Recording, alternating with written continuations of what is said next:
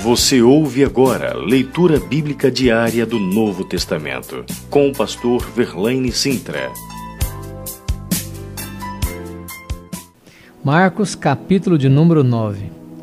Dizia-lhes ainda: em verdade vos afirmo que, dos que aqui se encontram, alguns há que, de maneira nenhuma, passarão pela morte, até que vejam ter chegado com poder o reino de Deus. 6 dias depois, tomou Jesus consigo a Pedro, Tiago e João, e levou-os sós à parte a um alto monte. Foi transfigurado diante deles. As suas vestes tornaram-se resplandecentes e sobremodo brancas, como nenhum lavandeiro da terra as poderia alvejar. Apareceu-lhes Elias com Moisés e estavam falando com Jesus. Então Pedro, tomando a palavra, disse: Mestre, bom é estarmos aqui e que façamos 3 tendas. Uma será tua, outra para Moisés e outra para Elias. Pois não sabia o que dizer, por estarem eles aterrados. A seguir, veio uma nuvem que envolveu, e dela uma voz dizia: Este é o meu filho amado, a ele ouvi. E de relance, olhando ao redor, a ninguém mais viram com eles, senão Jesus. Ao descerem do monte, ordenou-lhes Jesus que não divulgassem as coisas que tinham visto, até o dia em que o Filho do Homem ressuscitasse dentre os mortos. Eles guardaram a recomendação, perguntando uns aos outros que seria o ressuscitar dentre os mortos. E interrogaram-no, dizendo: Por que dizem os escribas ser necessário que Elias venha primeiro? Então ele lhes disse: Elias, vindo primeiro, restaurará todas as coisas. Como, pois, está escrito sobre o Filho do Homem, que sofrerá muito e será aviltado. Eu, porém, vos digo que Elias já veio, e fizeram com ele tudo o que quiseram, como a seu respeito está escrito. Quando eles se aproximaram dos discípulos, viram numerosa multidão ao redor, e que os escribas discutiam com eles. E logo toda a multidão, ao ver Jesus, tomada de surpresa, correu para ele e o saudava. Então ele interpelou os escribas: Que é que discutis com eles? E um dentre a multidão respondeu: Mestre, trouxe-te meu filho possesso de um espírito mudo. E este, onde quer que o apanha, lança-o por terra, e ele espuma, rilha os dentes e vai definhando. Roguei aos seus discípulos que o expelissem, e eles não puderam. Então Jesus lhe disse: Ó geração incrédula, até quando estarei convosco? Até quando vos sofrerei? Trazei-mo. E trouxeram-lhe. Quando ele viu a Jesus, o espírito imediatamente o agitou com violência, e caindo ele por terra, revolvia-se espumando. Perguntou-lhe Jesus ao pai do menino: Há quanto tempo isso lhe sucede? Desde a infância, respondeu. E muitas vezes o tendo lançado no fogo e na água para o matar.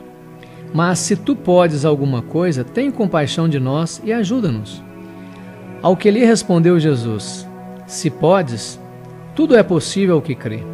E imediatamente o pai do menino exclamou com lágrimas: Eu creio, ajuda-me na minha falta de fé. Vendo Jesus que a multidão concorria, repreendeu o espírito imundo, dizendo-lhe: Espírito mudo e surdo, eu te ordeno, sai desse jovem e nunca mais tornes a ele. E ele, clamando e agitando-o muito, saiu, deixando-o como se estivesse morto, a ponto de muitos dizerem: Morreu. Mas Jesus, tomando-o pela mão, o ergueu e ele se levantou. Quando entrou em casa, os discípulos lhe perguntaram em particular: Por que não podemos nós expulsá-lo? Respondeu-lhes: Esta casta não pode sair senão por meio de oração e jejum.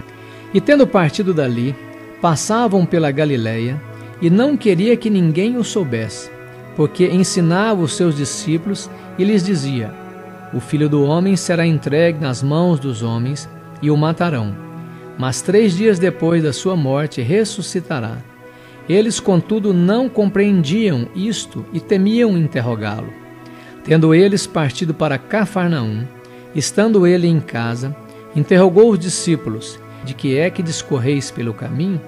Mas eles guardaram silêncio, porque pelo caminho haviam discutido entre si sobre quem era o maior. E ele, assentando-se, chamou os 12 e lhes disse: se alguém quer ser o primeiro, será o último e servo de todos. Trazendo uma criança, colocou-a no meio deles e, tomando-a nos braços, disse-lhes: qualquer que receber uma criança, tal como esta, em meu nome, a mim me recebe. E qualquer que a mim me receber, não recebe a mim, mas ao que me enviou. Disse-lhe João: Mestre, vimos um homem que em teu nome expelia demônios, o qual não nos segue. E nós o proibimos, porque não seguia conosco. Mas Jesus respondeu: não lhe proibais, porque ninguém há que faça milagre em meu nome, e logo a seguir possa falar mal de mim. Pois quem não é contra nós, é por nós.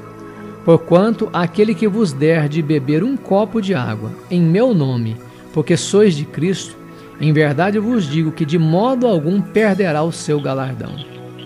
E quem fizer tropeçar um destes pequeninos crentes, melhor lhe fora que se lhe pendurasse ao pescoço uma grande pedra de moinho e fosse lançado no mar.